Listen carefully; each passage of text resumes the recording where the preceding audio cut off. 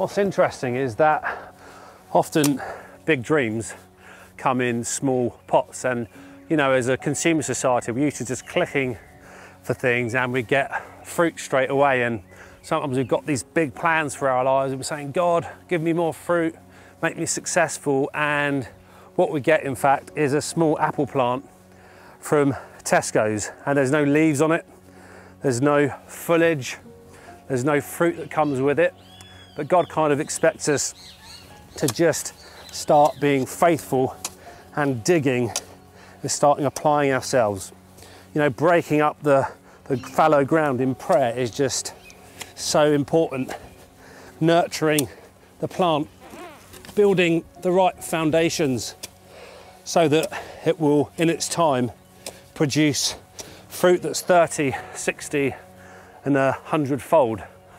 You know, sometimes when you look at this tree, it literally looks like it's just a cluster of sticks that have been hanging out in the desert for a while.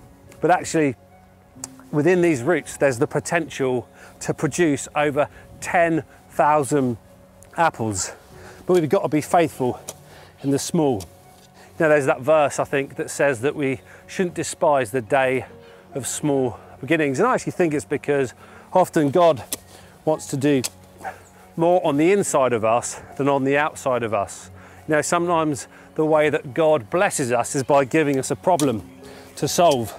You know, when Moses was called to his time, he had to go back to Egypt, where he'd been the prince, and he had to set a whole nation free of slavery. For Isaiah, it was to remind his people that God, yes, they would be exiled, but God would restore them. So he had to bring hope into his situation. But often when we get these calls, they come in small pots. And I actually think we need to kind of have the mentality of a farmer, because the farmers aren't just pulling produce out the ground. Farmers are actually always planting into their tomorrows. And the planting job is done in the secret. It doesn't look impressive. It's not being on stage where there's lighting. It's not when we're performing. If we're a musician, it's not when we're on the stage performing. It's when we're in the secret place practicing. I always say to some of the young musicians, don't practice in my Sunday mornings. You practice when no one's looking. And that's often how it is with the Lord in our own lives. It's actually what's going on the foundational level that's in the secret place or in the hidden place where God wants actually to start building our lives.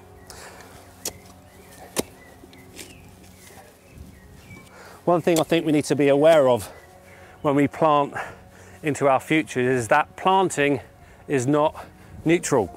You know, if I plant an apple tree like today, guess what? It will produce apples. And I know some of you are part of the Horticulturalist Society right now and you are so impressed with my knowledge on planting. But if you plant fig trees, guess what? You get figs. Now, if you plant nothing, I know some of you are thinking, I know if we plant nothing, we get nothing. Well, that's not true. If we plant nothing, we get weeds.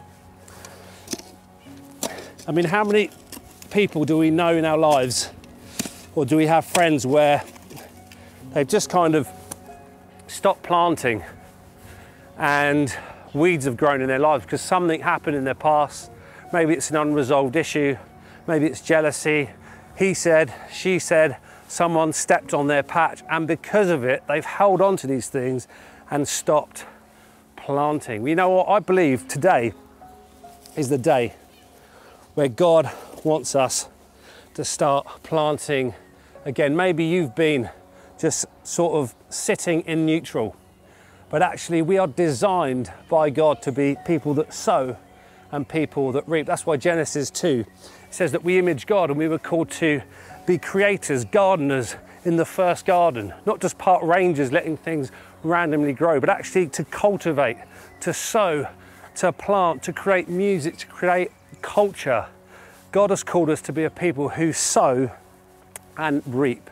And by choosing not to sow and not to reap, the world will still be moving, but probably in the wrong direction. Now is our time to plant.